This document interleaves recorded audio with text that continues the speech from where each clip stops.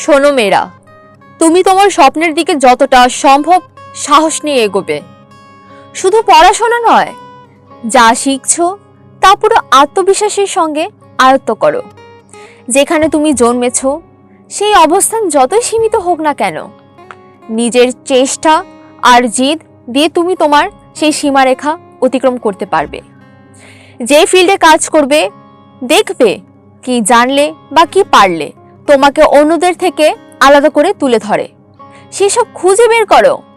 শুধু বই বা ডিগ্রি নয়, কিভাবে নেটওয়ার্ক তৈরি করতে হয়, কিভাবে নিজের প্রতিভা আর সাফল্য তুলে ধরতে হয়, কিভাবে সভা সমিতিতে নিজের জায়গা শক্ত করতে হয়, সবই শেখো। তোমার চারপাশের কেউ যদি বিশ্বাস না করে তুমি করতে পারবে, তবে সে ভুল। তুমি সেই বিশ্বাস হারাবে না, বরং জেদ আর মনোবল দিয়ে তুমি নিজে জায়গা বানাবে। তোমাকে থামতে দেওয়ার কেউ থাকলে তোমার লক্ষ্য থেকে তুমি সরে আসবে না। তুমি সেই জায়গাটা নিজের ক্ষমতা, নিজের চেষ্টা দিয়ে দখল করবে।